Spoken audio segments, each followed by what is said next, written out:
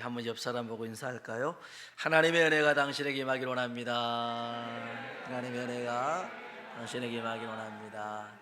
아멘. 한 번 더요. 하나님이 당신에게 복 주시길 원합니다. 하나님이 당신에게 복 주시길 원합니다. 아멘. 지난 주일 오후 찬양 예배 때 이렇게 둘씩 넷씩 짝을 지어서 서로를 위해 기도하는 시간을 가졌습니다. 어떤 분은 그 시간이 너무 좋았다라고 말씀하신 분들이 있었고요. 설교 시간이 없어서 좀 아쉬웠다라고 하신 분들이 계셨습니다. 근데 이제 서로 기도 제목을 나눴는데, 그러니까 뭐 기도하고 있는 제목들, 또 소원이 있고 이런 것들이 있냐고 물어봤을 때 어떤 친구는 이렇게 기도 제목을 냈다고 그래요. 하나님을 만나게 해주세요. 그리고 또 어떤 친구는 하나님을 진짜 사랑하게 해주세요. 이 젊은 학생 청년의 기도 제목인데, 제가 이 기도 제목을 듣고선 더욱 소망이 넘쳤습니다. 이번 여름 사역을 통해서 하나님을 인격적으로 만나게 될 줄로 믿습니다. 성령님의 충만한 은혜를 경험하게 될 줄로 믿습니다. 제 소망은 이번 수련회를 기점으로 해서 수련회 전과 수련회 후, 비포와 애프터가 확실하게 달라지게 될 줄로 믿습니다.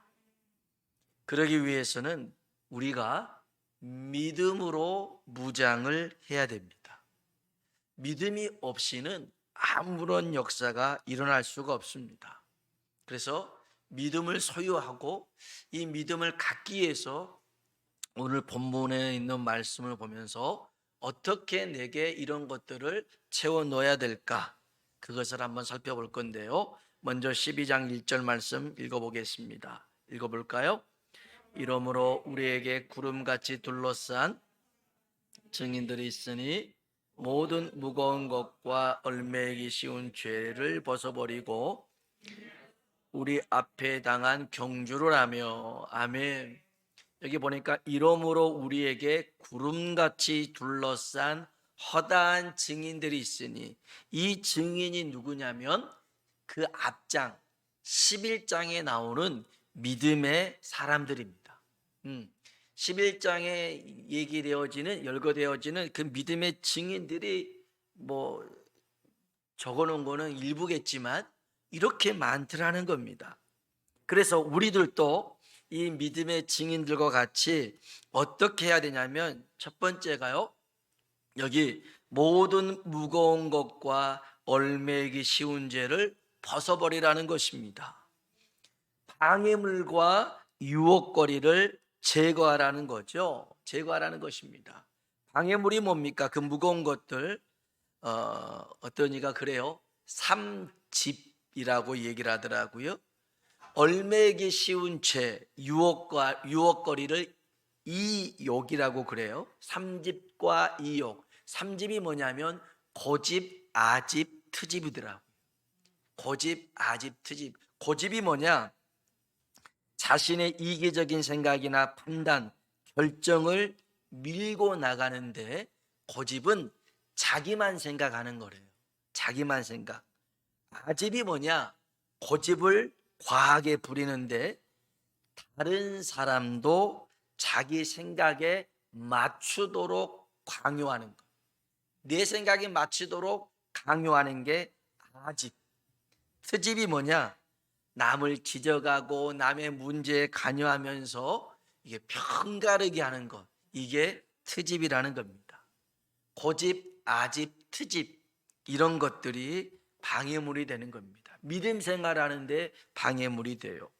그러면 유혹거리는 뭐냐? 얽매이기 쉬운 죄는 뭐냐? 과욕. 첫 번째가 과욕인데, 노력한 것보다 더 바라는 욕심이죠.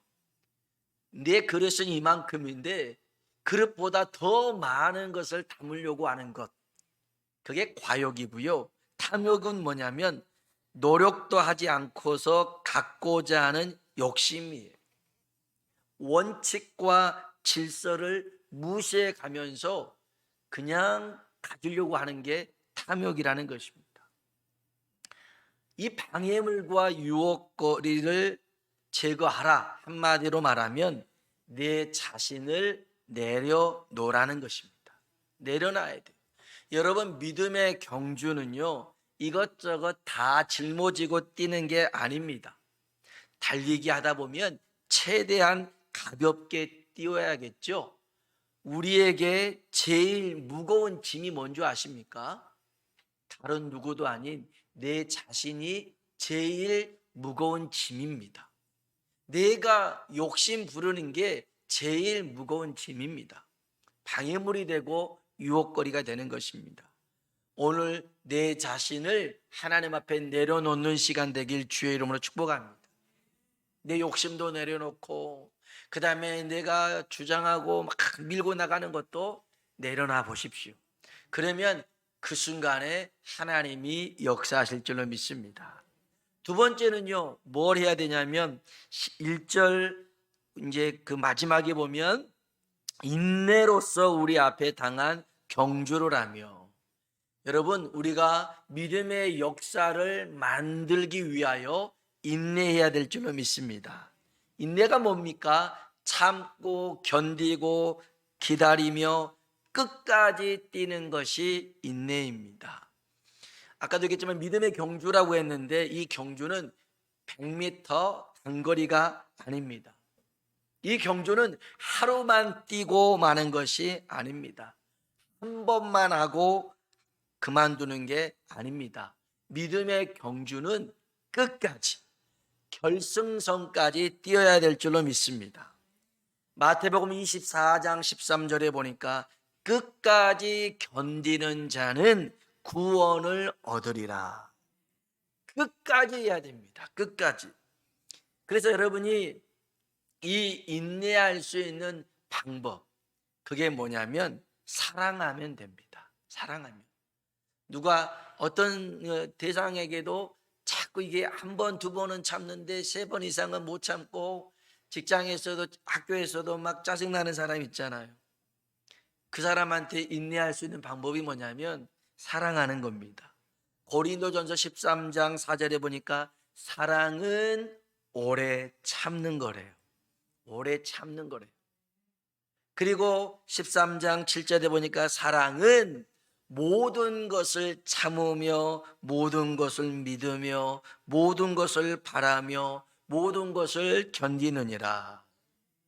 말 안 듣는 자녀가 있습니까? 그래도 모든 것을 참고 모든 것을 믿고 모든 것을 바라고 모든 것을 견디라는 것입니다.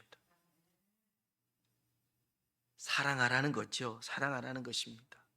여러분, 예수님께서 십자가에 죽으신 것은 능력이 없어서 죽으신 게 아닙니다. 예수님은 하늘의 불을 내릴 수 있는 분입니다. 수많은 천사를 동원할 수 있는 분이십니다. 그런데 그렇게 하지 않으셨습니다. 왜 그랬냐면 우리를 사랑해서 참으시고 견디신 줄로 믿습니다. 2절 한번 볼까요? 2절입니다. 읽어봅시다. 믿음의 주요 또 온전하게 하시는 이인 예수를 바라보자.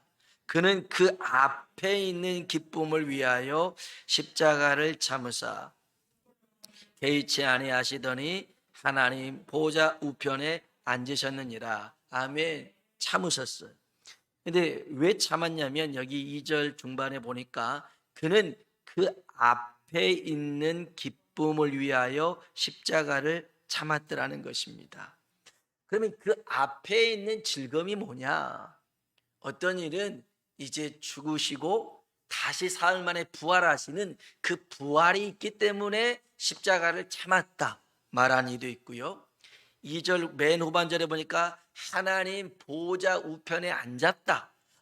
그 영광이 있기 때문에 영광을 바라보고 참았다라고 얘기하는 이도 있습니다. 그런데 여러분 보세요. 예수님이 세상에 오기 전에, 육신을 입고 오기 전에 이런 것들은 그 부활의 영광의 모습, 하나님 보좌 우편에 앉아 있는 것은 다 했던 것이에요. 다 해봤던 것. 근데 진짜 진짜 그 앞에 있었던 즐거움이 뭐냐면 십자가를 통해서 우리를 구원하신 일인 줄로 믿습니다. 구원한 거예요. 우리가 죄에서 구원받고 하나님 자녀 될 수 있다라는 그 즐거움 때문에 예수님께서 그 십자가를 참으시고 견디신 줄로 믿습니다. 여러분 기억하십시오. 주님이 능력이 없어서가 아니라 우리를 사랑해서 십자가에 죽으신 것입니다. 그래서 우리도 누군가를 사랑한다면 맞습니다. 기다려줄 줄 알아야 됩니다. 참을 줄 알아야 됩니다. 인내할 줄 알아야 됩니다. 그리고 지금 내게 고난이 있고 핍박이 있고 어려움이 있어도 여러분 끝까지 주님이 됐다 하실 때까지 포기하지 않고 달려나가는 믿음의 사람 되시길 주의 이름으로 축원합니다. 세 번째는요, 어떻게 우리의 믿음을 갖춰야 되냐면 2절 다시 읽어볼까요? 믿음의 주요 또 온전하게 하시는 이인 예수를 바라보자. 아멘. 따라합시다. 예수를 바라보자. 아멘. 여러분 예수님을 바라보길 주의 이름으로 축원합니다. 예수님이 어떤 분입니까? 믿음의 주가 되신다는 겁니다. 예수님은 믿음의 주입니다. 우리가 믿음이 없어요? 그러면 누구를 바라봐야 돼요? 예수님을 바라봐야 됩니다. 그분은 믿음의 주가 되시니까, 나에게 믿음을 주시는 분이니까. 내 믿음이 약했습니다. 내 믿음이 흔들립니다. 그러면 우리의 믿음을 온전하게 하시는, 굳세게 하시는, 강하게 하시는 우리 주님을 바라봐야 될 줄로 믿습니다. 여러분 믿음은 나를 보는 게 아니라고 그랬어요. 믿음은 누구를 바라보는 거예요? 주님을, 예수님을 바라보는 것인 줄로 믿습니다. 믿음은 환경을 바라보는 것이 아니라 하나님의 약속을 붙드는 것인 줄로 믿습니다. 약속을 붙들어야 됩니다. 부활하신 예수님이 처음으로 제자들을 찾아왔습니다. 근데 그 자리에 도마는 없었습니다. 주님이 떠나시고 도마가 옵니다. 10명의 제자들이 이구동성으로 그럽니다. 예수님이 살아나셨다. 그 살아나신 주님이 우리에게 왔다. 도마는 믿지 않습니다. 10명이 말해도 설득당하지 않습니다. 10명이 뭡니까? 10번을 얘기한 겁니다. 10번. 10번을 얘기해도 도마는 합니다. 믿을 수가 없어. 그럽니다. 그러면서 뭐라고 그러냐면 내가 예수님의 못 박힌 손과 찔리신 옆구리에 손을 넣어보지 않고서는 믿지 않겠다는 겁니다. 이 말 때문에 도마는 의심의 대명사가 되고 말았습니다.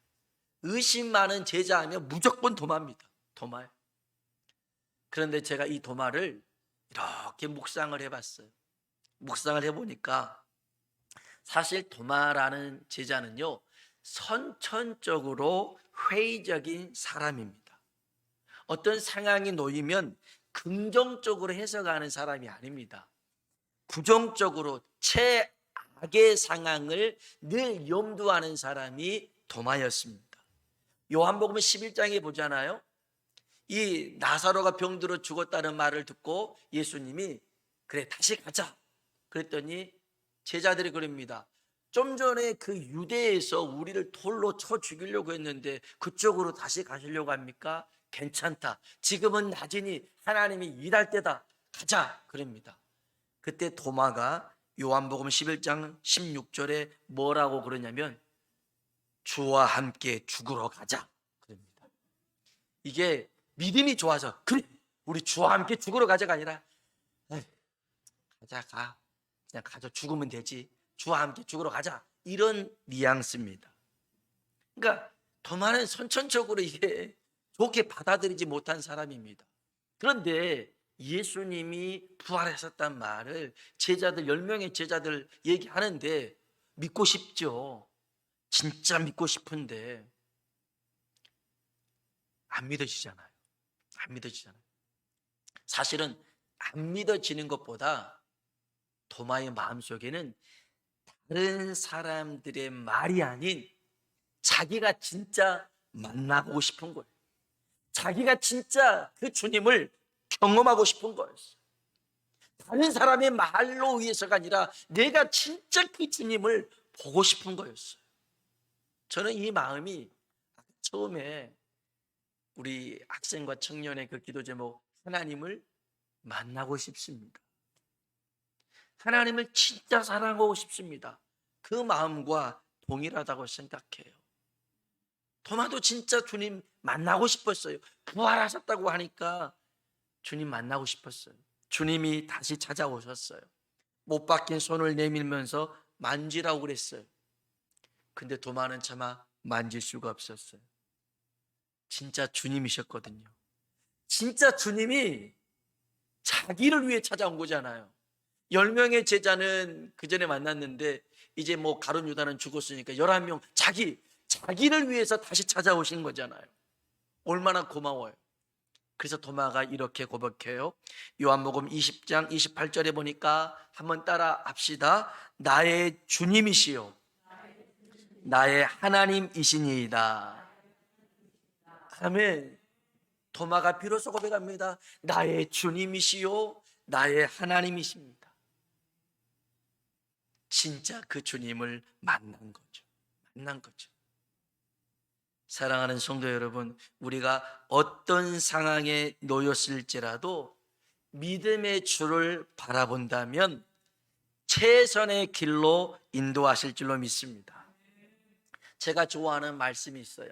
시편 25편 15절인데 한번 따라해 봅시다. 내 눈이 항상 여호와를 바라보면, 아멘. 내 눈이 항상 여호와를 바라보면, 따라합시다. 내 발을 그물에서 벗어나게 하실 것이미로다. 아멘. 내 눈이 항상 하나님을 바라보면 내 발을 그물에서 벗어나게 할 거라는 겁니다. 우리는 발이 그물에 걸리면 여기에 온통 신경을 써서 어떻게 하면 벗어날까 발버둥을 치지요. 그러면 그럴수록 더 꼬입니다. 엉킵니다. 더 빠져듭니다. 그러면 너무너무 힘들고 괴롭습니다. 여러분, 그물에 발이 걸렸을 때는 그물 보는 게 아닙니다. 내 눈이 항상 여호와를 바라보면, 하나님 바라보십시오. 그러면 나도 모르게 어느 순간에 그물에서 발이 벗어나게 될 줄로 믿습니다. 그래서 여러분, 믿음이라고 하는 것은요, 주님을 바라보는 것입니다. 항상 주님을 바라보는 것입니다. 이 믿음의 사람 되시길 주의 이름으로 축원합니다. 늘 주님 바라보면 내 삶 가운데서 하나님의 역사하심이 나타날 줄로 믿습니다. 네 번째입니다. 네 번째는 뭐냐면 우리 12장 4절 말씀 한번 읽어볼까요? 12장 4절입니다. 너희가 죄와 싸우되 대항하지 아니하고. 아멘.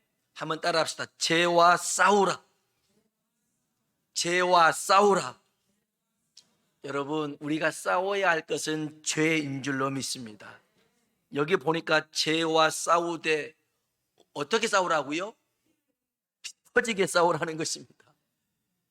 여러분, 죄는요, 타협한다고 해서 넘어가는 게 아니에요. 죄와 싸워야 되는데 피 흘리기까지 싸워야 되는 것입니다. 어떤 경우라도 죄에 굴복당하지 말고 다른 모든 사람들이 다 그 죄악에 흔들려도 여러분만큼은 죄와 맞서 싸울 수 있길 주의 이름으로 축원합니다.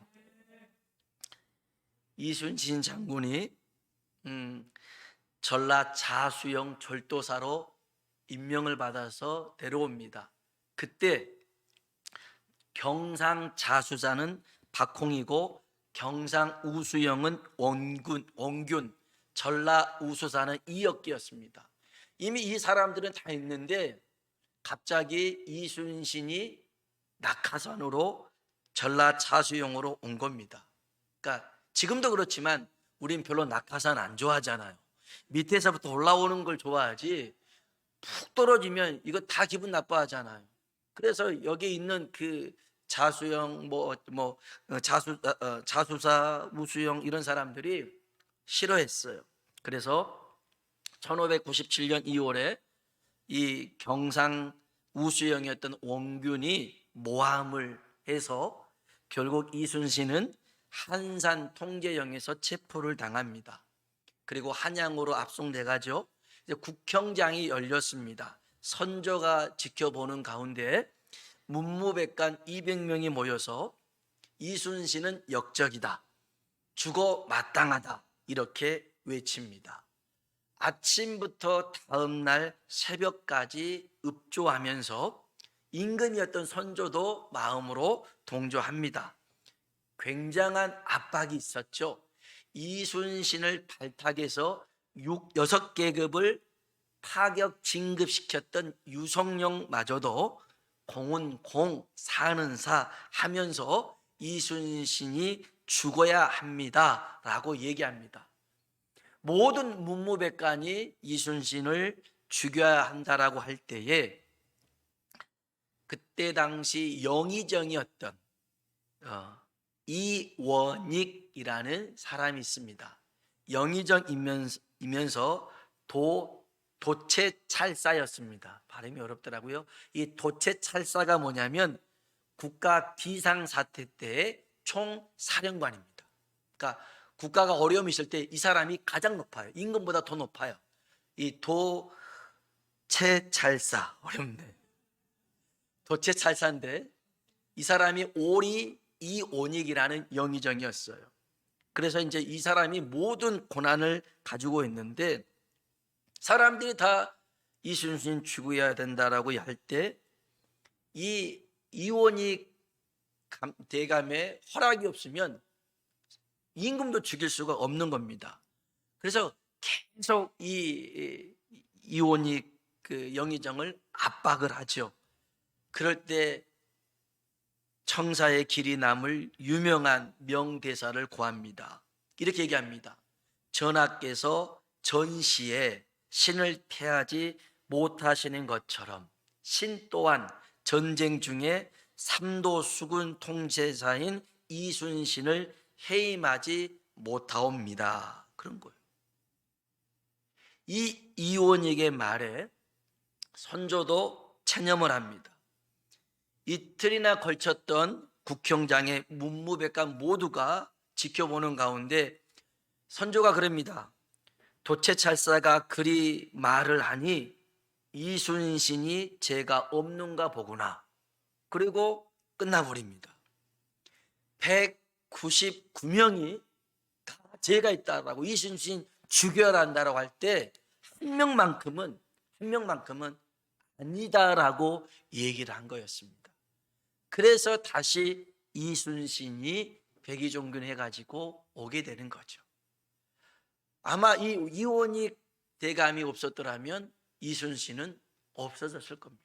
그러면 우리나라는 어떻게 될지 몰라요. 근데 사람들은 이 오리 이원익 대감을 잘 몰라요. 왜냐하면 그가 죽었을 때도 자기 비석을 남기지 마라 할 정도로 굉장히 청렴했던 그러한 청백리였는데 저는 이 얘기를 이렇게 보면서 죄에 대해서도 저와 여러분이 199명이 다 그 죄에 휩쓸려서 이렇게 가는 게 문화야 라고 말할 때에도 여러분은 이 이온익 대감과 같이 아니다, 그렇게 갈 수는 없다 라고 말할 수 있는 하나님의 사람 되길 주의 이름으로 축복합니다. 여러분, 환경에, 상황에, 문화에 굴복당하지 말고 말씀대로 당당하게 맞서 싸우십시오. 피 흘리기까지 싸우십시오. 그러면 하나님이 여러분을 붙잡아 주실 줄로 믿습니다. 죄라고 하는 것은요, 틈을 줘서는 안 됩니다. 틈을 주면 어김없이 파고들어서 우리의 믿음을 젖먹고 우리의 영혼을 젖먹고 우리를 병들게 하고 죽게 만드는 게 죄입니다.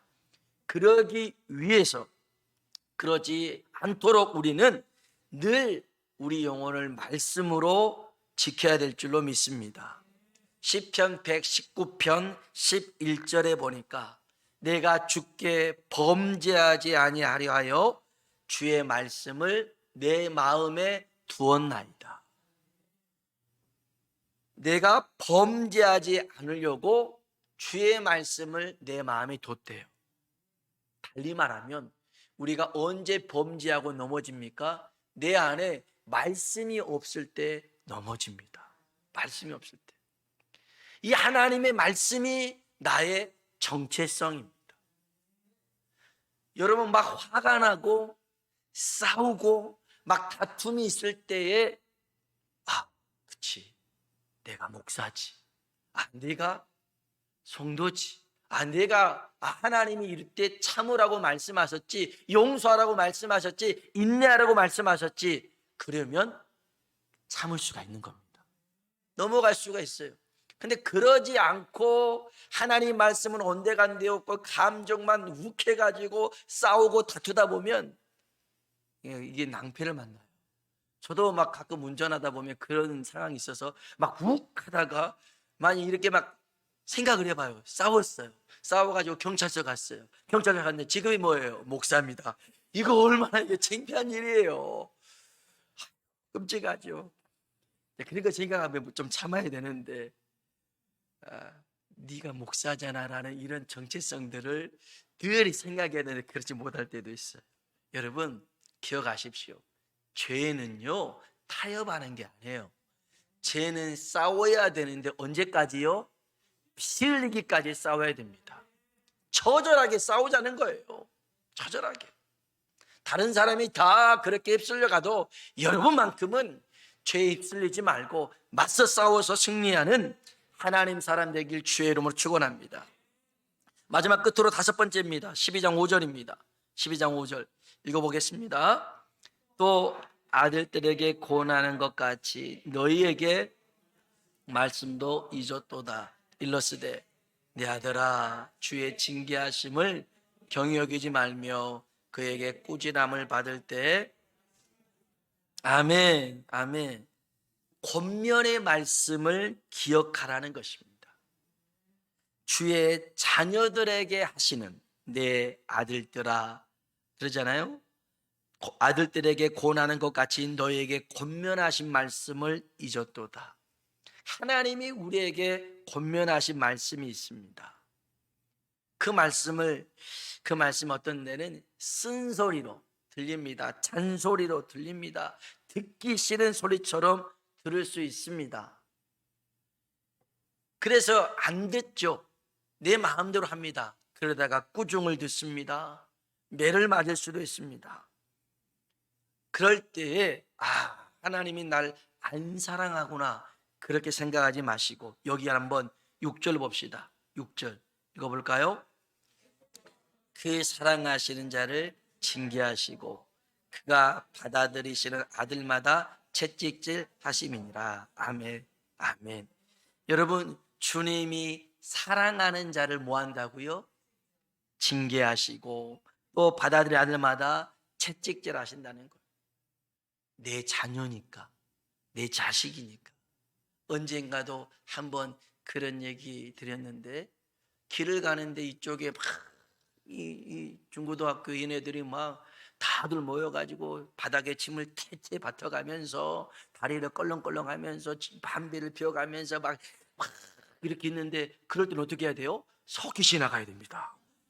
그냥 어중간하게 했다가는 막 이게 또 이제 경찰서 끌려갈 수도 있고 막 그러니까 빨리 지나가자. 지나가야 되는데 언뜻 지나가다 보니까 거기 내 새끼가 있는 거예요. 내 새끼가 있어요. 거기서 막 있는 거예요. 그러진 않지만 그럼 어떻게 해야 돼요? 저놈도 조심해야 되니까 피해 가자. 눈 마주치지 말자. 그렇게 가면 안 되잖아요. 너 일로 와봐. 너 일로 와봐. 다 오니까 그렇게 하지 말고 야 이거 김시원 너 일로 와봐. 이제 이렇게 해야겠죠. 다 오면 큰일 나니까. 우리 작은애는 그런 거 안 합니다만 일로 와봐. 그러면 지도 놀래고 나도 놀래겠잖아요. 어떻게 하겠어요? 머리카락을 붙이면 야 이씨 이놈의 새끼야 너 뭐하냐 막 그러면서 막 뺨을 때릴 수 있겠죠. 왜 그래요? 내 새끼니까 그런 거예요. 내 자녀니까. 질질 끌고 올 수도 있는 거예요. 거기다 두면 안 되니까. 거기다 두면 안 되니까. 여러분, 하나님께서 왜 우리에게 징계를 하십니까? 왜 채찍질을 하십니까? 다른 사람들은 다 그냥 있어도 괜찮은데 유독 기도 한 번 안 했다고, 예배 한 번 빠졌다고, 하나님 이거 너무한 거 아니십니까? 하나님 너무하게 하십니다. 욕 한 번 했다고 하나님께서 내 마음을 후려칩니다.